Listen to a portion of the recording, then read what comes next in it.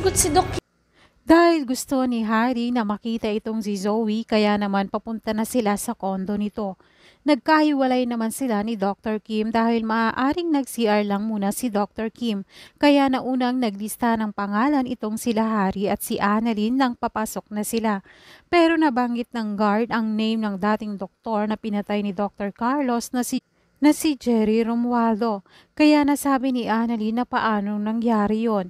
Masasabi naman ni Harry na baka kapangalan niya lang, pero sinabi ni Annalyn na hindi siya naniniwala na buhay pa itong si Jerry. Dahil hinihintay naman nila Annalyn itong si Dr. Kim at paakyat na ng hagdan, makakasalubong niya itong si Carlos at mamumukaan niya ito. Kaya naman hinabol niya ito pababa at sinabi niya kay Carlos na dapat siyang magbayad sa kanyang ginawang masama. Pero dahil meron namang wepong dala itong si Carlos kaya madali siyang makakalaban kay Dr. Kim. Kaya maaari ngang kinulong niya pa ito sa CR para hindi makapagsumbong at makalabas. At habang palabas na itong si Dr. Carlos at nagawa niyang tanggalin ang kanyang face mask para hindi siya mahalata na may ginawang hindi maganda kay Dr. Kim, hindi naman inaasahan nang makikita siya ni Annalyn. Gulat na gulat nga si Annalyn pero itong si Carlos ay agad naman makakatakbo palabas at tatakas na naman. Nang makausap naman ni Annalyn itong si Harry, sinabi niya na nakita niya mismo si Dr. Carlos at habang itong si Dr. Kim naman ay hinahanap pa rin nila.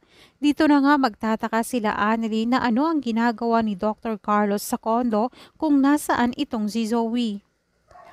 Dahil hindi nila mahanap itong si Dr. Kim kaya sinabihan nila ang guard na pwedeng makita ang CCTV para malaman na kung nasaan itong si Dr. Kim. Papayag naman ang guard at hindi inaasahan na may makikita sila Annalyn sa video at makikita nila itong si Carlos. At nagawa pa ngang pumasok ni Carlos sa kondo nitong si Zoe. Dito na maghihinala si Annalyn. Bakit pinapasok ni Zoe itong si Dr. Carlos? Samantala, nag-uusap naman itong si RJ at Lynette tungkol kay Zoe. Nasabi ni RJ na parang may alam nga si Zoe na tinatago sa kanila.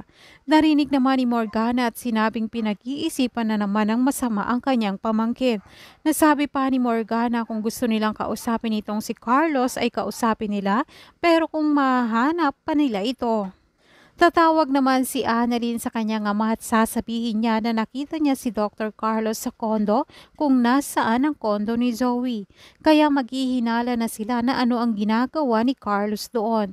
Sasabihin pa ni Annalyn na napanood nila ang CCTV at nakita nila si Carlos na pumasok mismo sa kondo ni Zoe. Kaya maaalala nila na may narinig silang ingay at ibig sabihin lamang ay si Carlos pala yun. Kaya magtataka sila na ano ang ginagawa ni Carlos doon. Kaya nga maaalala ni RJ na kaya pala may sombrero doon sa kondo ni Zoe. At sasabihin din ni Annalyn na ang itsura ni Carlos ay nakasombrero. Dito na nga ba maiisip ni Annalyn na maaaring si Dr. Carlos kaya ang ama ni Zoe? Dahil nasabi ni Harry na mabait naman sa kanya itong si Zoe at tinuturing pa nga siyang kapatid nito. Dito na rin maaalala ni RJ na maaaring si Carlos nga talagang ama ni Zoe dahil noong tumawag ito sa kanya, sinabi niyang hindi niya tunay na anak itong si Zoe. Kaya may isip ni RJ na ito na ngang si Dr. Carlos ang ama ni Zoe. At itong si Zoe ang laging tumutulong kay Carlos para lagi itong makatakas.